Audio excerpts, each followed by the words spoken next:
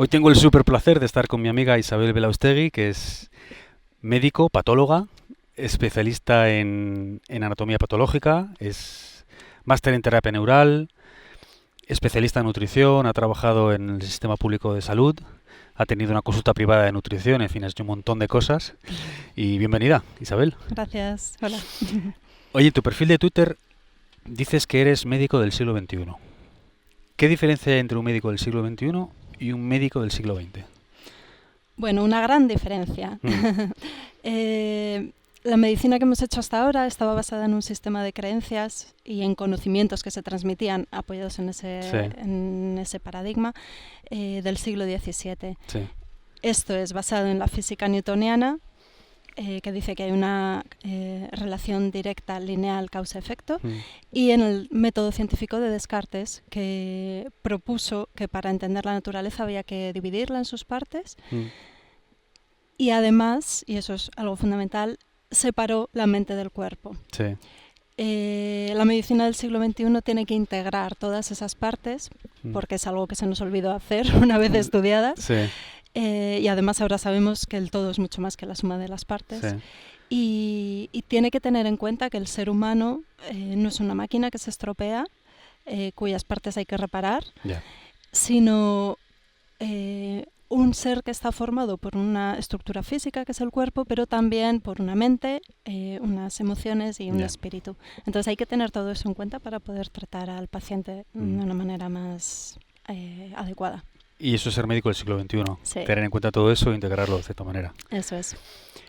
Oye, se me ha olvidado decir en la introducción que además eres nadadora de natación sincronizada. Sí. De eso tenemos que hablar ahora en un ratito, ¿eh? Encantada. De la natación sincronizada y de cómo has llegado ahí. Perfecto. La verdad es que tienes una trayectoria, en fin, larga y extensa. Pero quiero que nos expliques muy someramente lo que es la anatomía patológica, por qué lo estudiaste y qué aprendiste como persona durante ese periodo de formación como patóloga. La anatomía patológica es una especialidad de diagnóstico según la imagen que vemos de las lesiones al microscopio. ¿Y cómo se hace esto?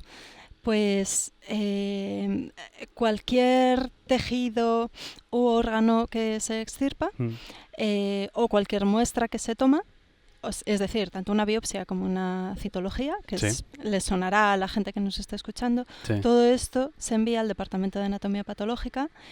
Allí se procesa, se fija y se consigue que las estructuras sean sólidas para luego cortarlo en láminas muy finitas, teñirlo con distintos colorantes que se unen a los distintos componentes del tejido y luego el patólogo lo mira al microscopio. Entonces, lo que conseguimos es ver cuál es el estado de las células, el aspecto de las células, de la matriz extracelular, de los vasos, los nervios, todos los componentes que hay en ese órgano o en ese fragmento de tejido.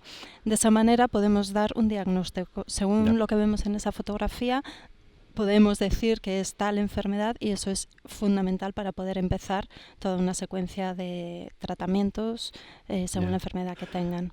O sea que a partir de vuestro análisis, digamos, se desencadena o no uno u otro tratamiento. Exacto, sí, eso es. Hay otra parte en la anatomía patológica que es muy interesante, no se hace en todos los hospitales, pero donde yo trabajé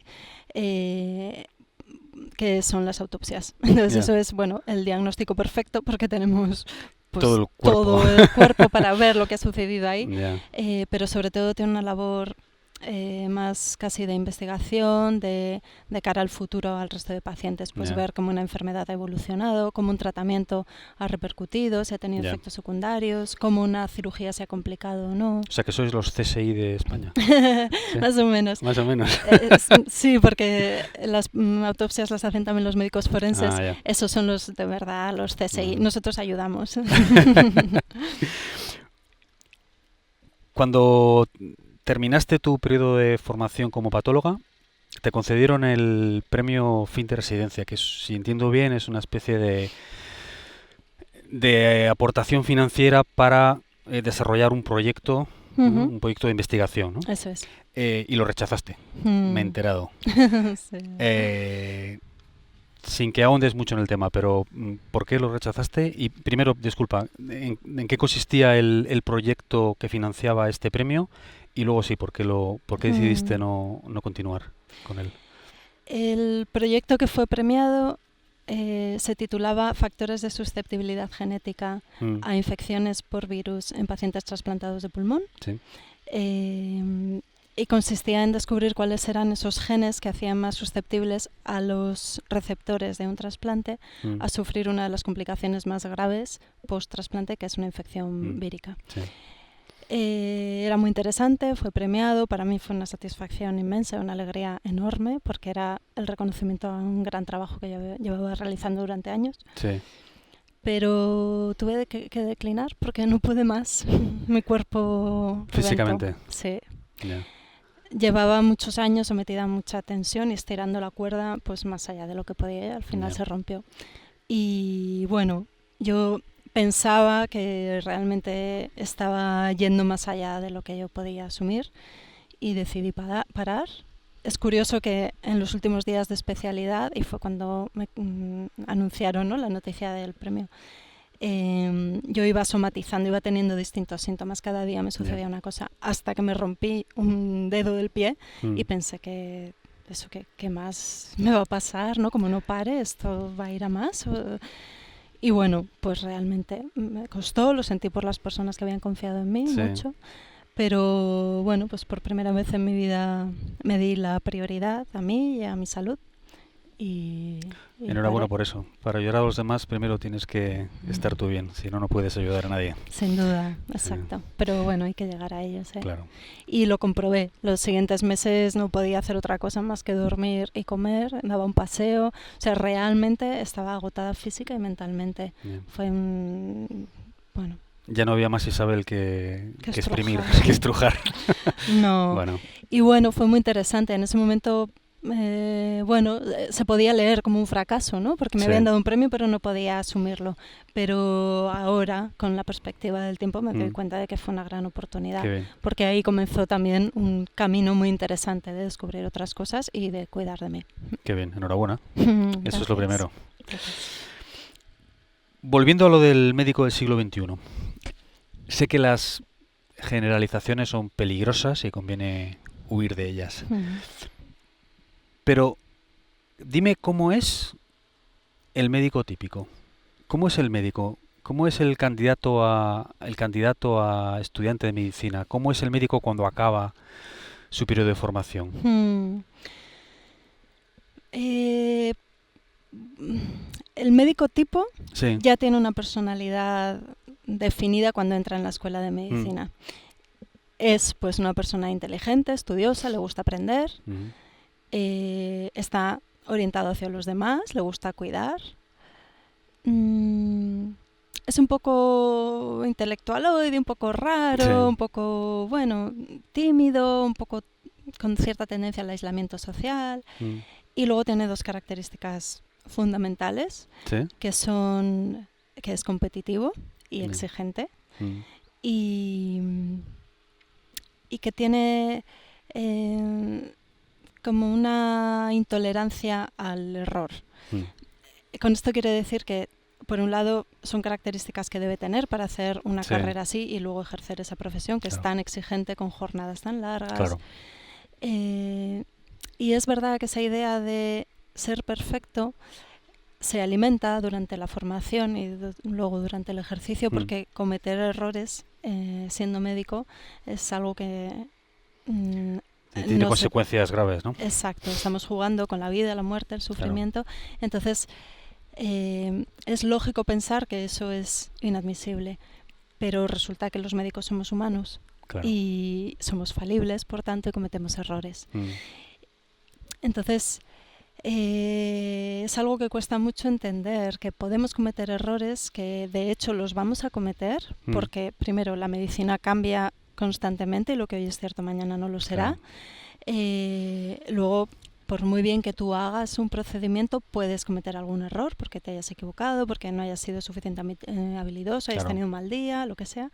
Y luego porque además la respuesta en las personas es diferente. Hay una idiosincrasia que hace que un tratamiento resulte de una manera o de otra, que pueda producir un efecto secundario o no, dependiendo del paciente, quieres dependiendo decir, ¿no? del paciente. Yeah. Entonces, todo eso junto lleva a la certeza de que vas a cometer un error. Yeah. Y sin embargo, somos personas muy autoexigentes y no entendemos que eso es algo normal, que es natural que ocurra, y no nos permitimos el error, nos exigimos la perfección y deberíamos exigirnos mejorar, pero no querer ser perfectos porque eso es inalcanzable. Entonces, durante muchos años podemos estar arrastrando el peso de haber cometido un error y la ansiedad por ello, y eso genera mucho sufrimiento también.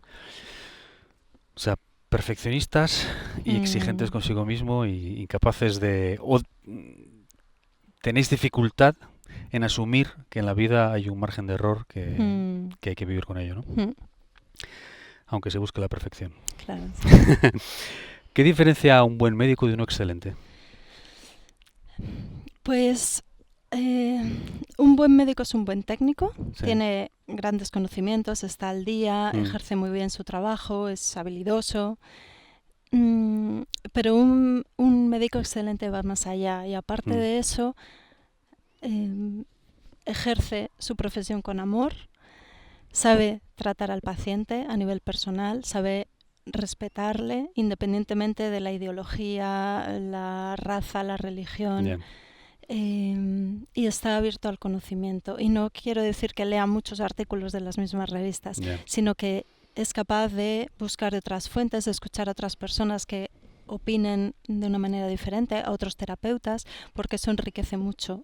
Y él puede incorporarlo o no, pero podrá decirle al paciente que hay otras posibilidades o inspirar esa esperanza en el paciente cuando hay casos muy graves, ¿no? de trastornos, bueno, que desde la medicina son incurables o no hay nada más que hacer. Eso, por ejemplo, para mí ha sido un gran aprendizaje, que cuando un médico dice no hay nada que hacer, en realidad debería decir, dentro de lo que yo sé, no puedo hacer nada más. Pero es que sé que fuera hay otras posibilidades que tal vez le ayuden, y eso solo lo hace un médico excelente que tiene una apertura mental y de conocimiento.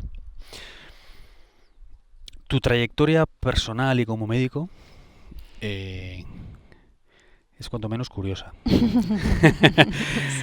Es decir, has tenido una formación convencional como médico, ortodoxa, y has ido, corrígeme si me equivoco, pero evolucionando, ¿no? Hacia una medicina integrativa. Eres máster en terapia neural, que bueno, podemos entrar o no en que nos expliques lo que es eso, que no sé si es necesario.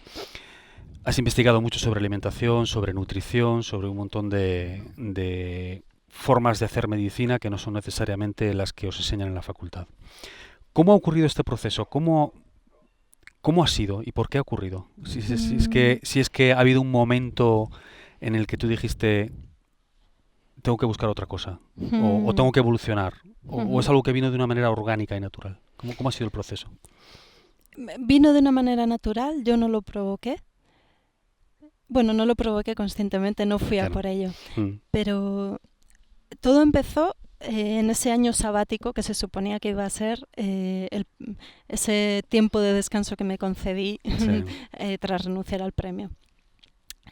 Bueno, pues tenía que recuperarme, me dediqué a cuidarme, a descansar, lo que os he explicado. Pero luego pensé, bueno, vamos a aprovechar este año, voy a hacer algo que me apetezca, porque no se va a repetir esta oportunidad probablemente. Vamos a sacarle jugo, ¿no?, a estos meses. Y entonces, pues aproveché para estudiar nutrición, que era algo que a mí siempre me había gustado. Y por casualidad, pues hice un curso de la nutrición según la medicina tradicional china. Y aquello fue una revelación.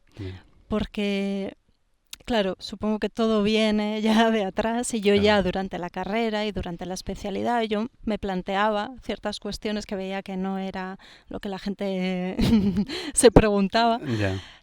pero bueno, yo consideraba que estaba equivocada porque, bueno, pues esa era la verdad con mayúsculas. Luego, bueno, lo mío eran unas locuras que me pasaban por la cabeza. Yeah. Pero con este curso de nutrición vi que no, que había una respuesta, que esas preguntas que yo hacía eran correctas, que desde la medicina tradicional china todo eso se había contemplado, que había explicación. Bueno, eso fue el germen o el núcleo o el catalizador para que yo me metiera en ello. Como médico me parecía que era fundamental, que teníamos que saber realmente de nutrición, los médicos, Sí. para ayudar a la gente con nuestra práctica diaria, pero también para enseñarles. Claro. Y entonces pues eso me fue llevando a hacer más cursos de nutrición. Fue como la primera parcela fuera de la medicina convencional en la que yo me metí. Yeah. Y ahí descubrí un mundo entero y de pues eso, de investigaciones que se estaban haciendo, de artículos interesantísimos, de ciencia rigurosa, pero que no aparecía en nuestros libros de texto ni en las revistas que consultábamos habitualmente. Entonces eso ya también me fue como haciendo ver que había otras cosas, ¿no? Claro.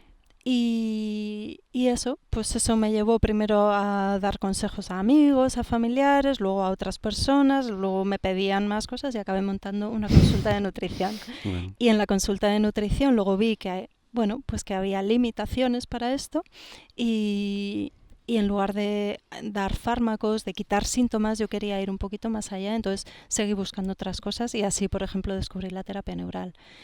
Y se convirtió en una consulta de medicina integrativa, que quiere decir que es simplemente la medicina que integra lo mejor de la medicina convencional, que era pues mi formación básica, y lo mejor de la medicina alternativa.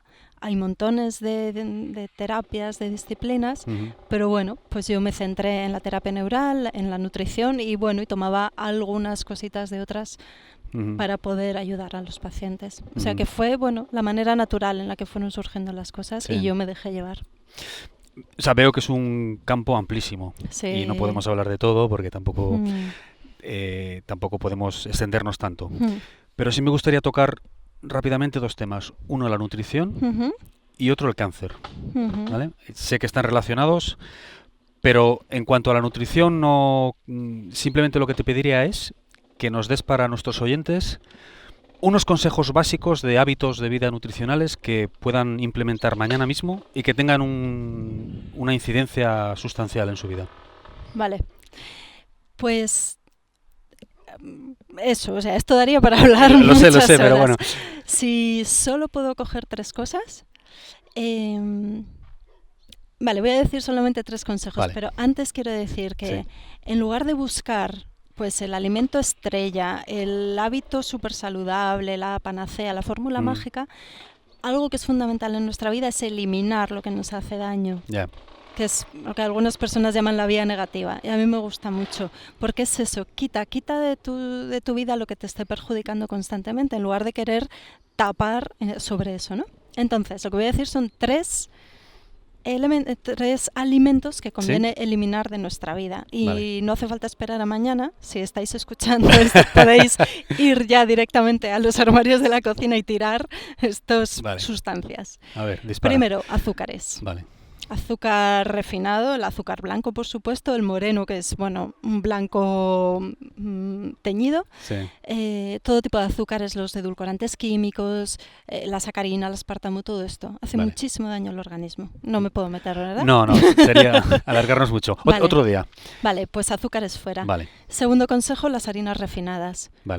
Es decir, la harina blanca, finita, pues el pan blanco, la bollería industrial, todos estos productos, las galletas normales, las pastas, todo lo que se hace con estas harinas refinadas. ¿Vale? ¿Y la tercera? Y el tercero, los lácteos. Lácteos. Sobre todo la leche y el queso. Es fundamental reducirlo. Claro, aquí también quiero hacer una puntualización.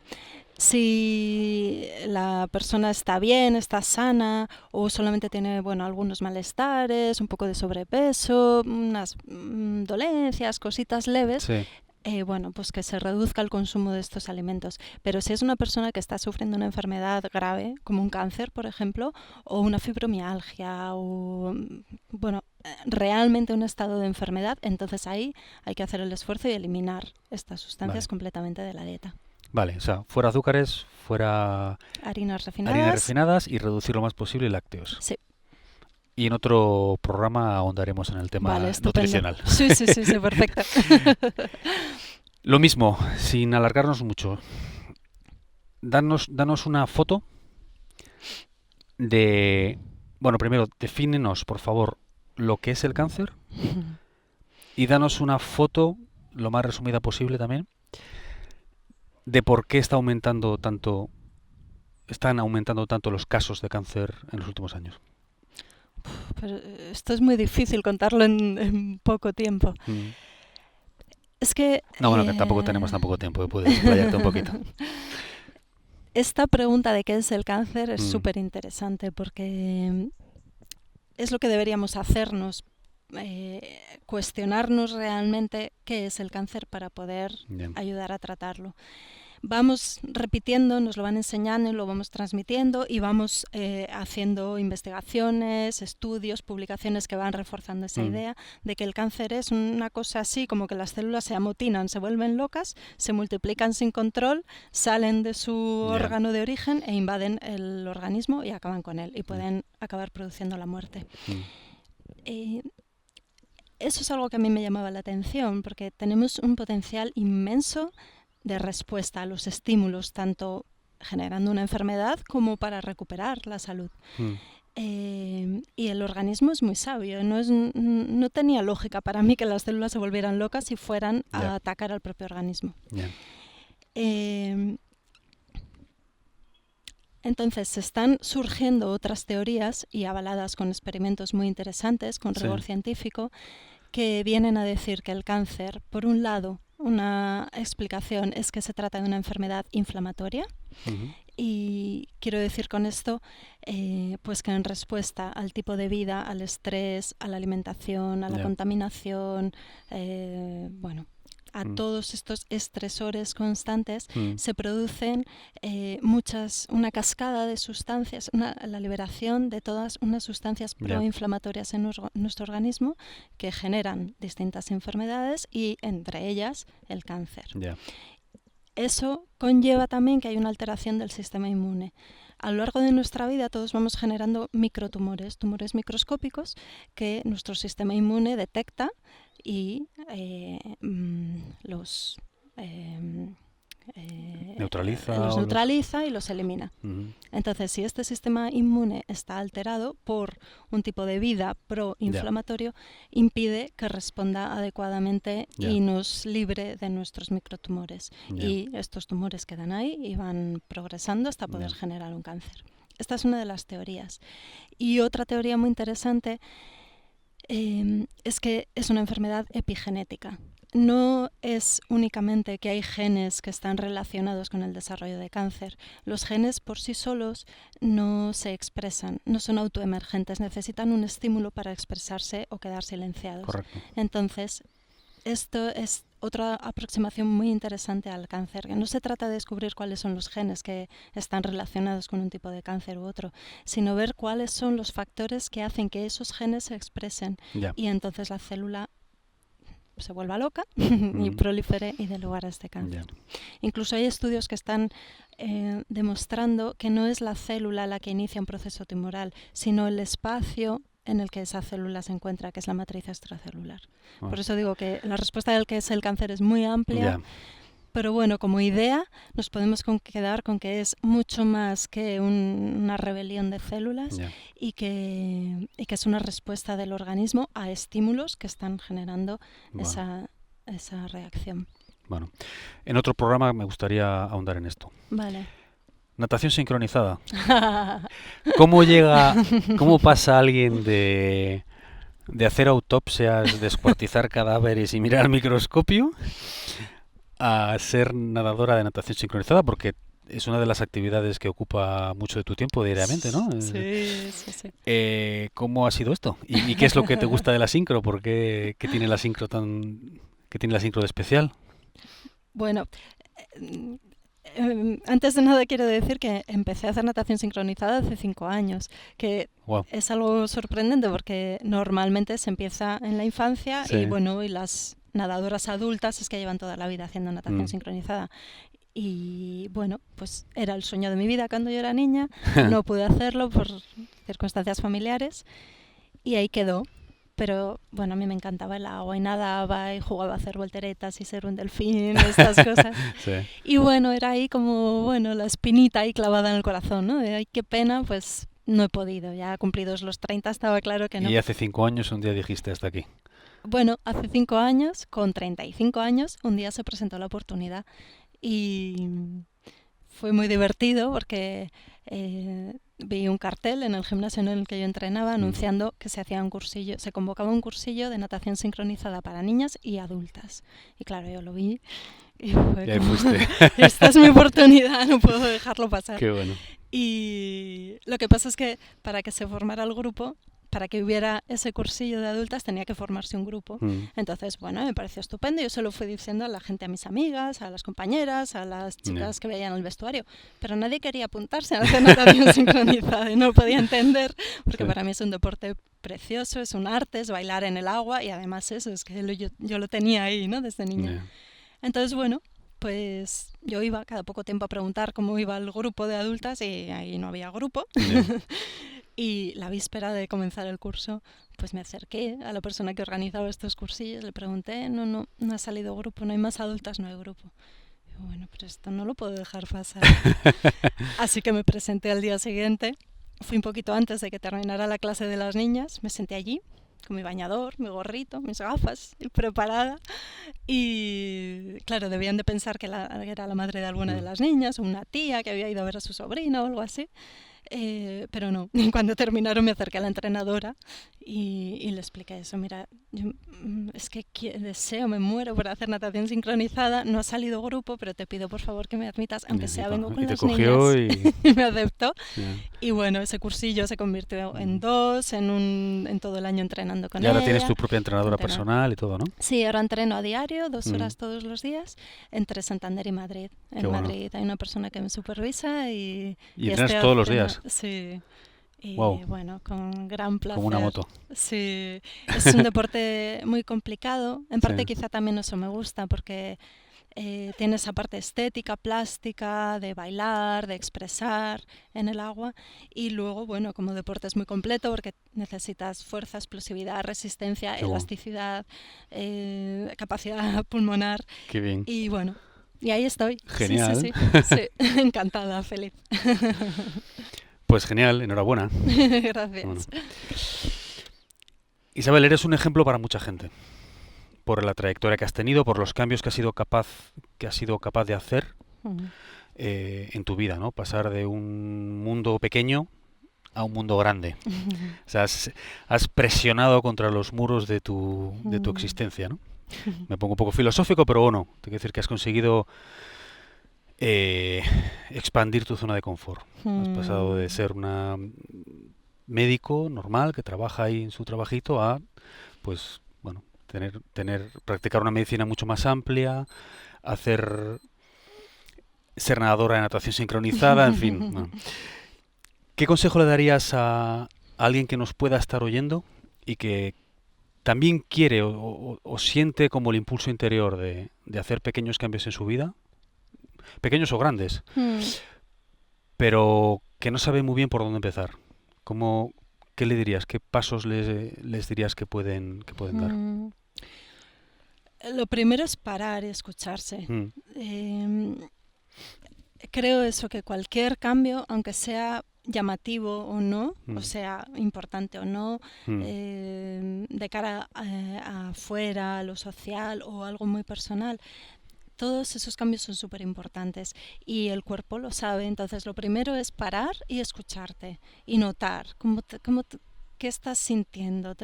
Si te sientes satisfecho o no, si hay algo que no terminas de estar convencido, es que noto es que me muero por hacer lo que sea. Puede ser lo que sea, cualquier cosa, ¿no? Pero que esté ahí, que esté como pulsando, ¿no? Yo creo que eso es muy importante. Ya. Da vértigo, puede dar mucho vértigo, miedo, pero merece la pena. Ya. Eso es muy importante. Mirar hacia dónde quieres ir y marcarte ese objetivo. Y en lugar de verlo como un problema y fíjate, Como un drama. sí, o bueno, he perdido todo este tiempo en no hacer tal Ya. cosa, o a dónde voy yo ahora con X a años. tantos años, o si he hecho todo esto toda la vida, ¿cómo voy a hacer ahora un cambio? O si he estado con esta persona toda la vida, ¿cómo voy a cambiar ahora? Lo que sea, etcétera, etcétera, etcétera. Lo que cada uno note ahí Ya. que está pendiente, ¿no?, de cambio. Si en lugar de ver eso como un problema, un drama, lo vemos como un reto de, sí, he hecho esto toda la vida, pero pues ahora igual me atrevo a cambiar. O he estado con esta persona hasta ahora, pero igual ahora yo quiero algo mejor, algo diferente, o no he hecho esto que tanto me apetecía en todos estos años, pero ahora igual tengo la oportunidad. Verlo así, verlo como un reto y como un desafío, eso hace un cambio impresionante. Eso además se ha demostrado por medición de cortisol en sangre, que es una hormona del estrés, que es necesaria para reaccionar ante una amenaza. Pero cuando se mantiene esa situación de amenaza, de miedo, de no me atrevo, de esto es un problemón, el cortisol se eleva en sangre. Y eso, sumado a otra sustancia que se eleva a nivel cerebral, que es el glutamato, eso acaba dañando a las neuronas. O sea que el miedo te hace más tonto. Y sin embargo, el verlo como un desafío y como una oportunidad, se ha visto por técnicas de imagen cerebral que aumenta el riego sanguíneo en la zona frontal del cerebro, que es una zona que nos hace poder pensar de una manera más creativa y tener más la iniciativa. Y se ha visto que células madre que están en una región específica del cerebro se transforman en nuevas neuronas y se establecen nuevas conexiones entre las neuronas. O sea que ser valiente y atrevido te hace más inteligente. Entonces yo recomendaría también, aunque dé mucho miedo, atreverse a decir, no, venga, pero voy a ir a por ello, o lo voy a intentar, o bueno, esto es una oportunidad. Ir hacia los miedos. Sí. Y luego creo que ayuda mucho también buscar modelos. Personas que ya hayan conseguido eso que tú quieres, o algo parecido, o que se han atrevido a dar ese cambio. Fijarte en ellos y juntarte, a hablar, escucharlos, o si no los conoces porque son personas a lo mejor famosas o así, pues ver vídeos o leer sus libros, porque eso también, hablando de neuroanatomía y neurofisiología, activa unas neuronas especiales que tenemos, que son las neuronas espejo, que son neuronas que están en la zona premotora. Son neuronas como que preparan a las neuronas motoras a la acción. Entonces, cuando nos imaginamos haciendo algo o cuando vemos a alguien haciendo algo que nosotros queremos hacer, estas neuronas se activan, se entrenan y facilitan el camino para que luego podamos hacer esa acción. Así que buscar un modelo también es una buena herramienta. Genial. Quiero ir ya terminando para no pasarme con los tiempos y ser respetuoso además ser respetuoso contigo. Unas últimas preguntas que son genéricas a todos mis invitados y que disparo. Vale, vamos allá. ¿Qué es para ti el éxito y qué personas son exitosas? El éxito es el despliegue de nuestros potenciales. Y considero exitosas a las personas que con sus cartas hacen una buena partida. Me encanta. Si tuvieras para ti la contraportada del periódico de mayor tirada del país, la contraportada, y puedes poner ahí lo que quieras, un mensaje, una foto, el mensaje que quieras, ¿qué pondrías? Pues pondría: el porvenir está por hacer. Tú creas tu vida a cada instante. Por ejemplo, por esto que acabamos de hablar, ¿no? De la plasticidad cerebral y los desafíos. ¿Con qué refrán o dicho estás más en desacuerdo? No me gusta ese refrán que dice piensa mal y acertarás. Creo que es mucho más constructivo y nos hace mejores y nos da más oportunidades pensar en positivo. Y productivo, ¿no? Sí. Si fueras ministro de Educación de este país imaginario, en el que tienes poderes absolutos, ¿qué libro o libros serían de lectura obligada para todo candidato a diplomado de educación secundaria? Es decir, libro obligado para los adolescentes. Pues sería obligado el libro de Viktor Frankl, El hombre en busca de sentido. Es una lección de humanidad y de vida y de cuál es el sentido de la vida en sí, ¿no? De la manera más destilada posible. Bueno. Este Viktor Frankl, para el que no lo conozca, fue un médico neurólogo y psiquiatra vienés, judío, que pues eso, en su treintena vivía en Viena en los años 40. Entonces, bueno, pues llegó un momento en el que tuvo que decidir si escapaba de la persecución nazi o si se quedaba en Viena con su familia, y bueno, después de mucho cavilar decidió quedarse para no dejar solos a sus padres y bueno, acabaron todos en distintos campos de concentración y pasó 3 años en campos de concentración. Y ahí, mira, esto es un buenísimo ejemplo de este cambio de actitud. Él decidió afrontar esto no como un drama, sino como un desafío. Dijo, vamos a ver si soy capaz de vivir lo que yo hablo y escribo, ¿no? Y bueno, pues tuvo una experiencia impresionante. Se centró, lo que quiso fue explicar cómo era la psicología de un prisionero y cómo cambia la psicología de una persona cuando está en un campo de concentración, y buscar el sentido último de la vida. Y bueno, pues todo esto lo escribió al salir. No es un libro morboso ni escrito desde el rencor y la venganza, pero eso es una gran lección de humanidad. Luego pondremos la nota del autor y el libro en el blog, ¿vale? En flowmyfriend.com estará toda la información. Y una última pregunta, Isabel. Si pudieras hacer una llamada telefónica a la Isabel Belaustegui de 20 años, que imagino que estaría pues en la Facultad de Medicina, ¿no? Sí. Y pudieras hablar con esta joven mujer, ¿qué le dirías o qué consejo le darías? Pues le diría que dejara de beber leche y comer trigo. Le habría ido muy bien.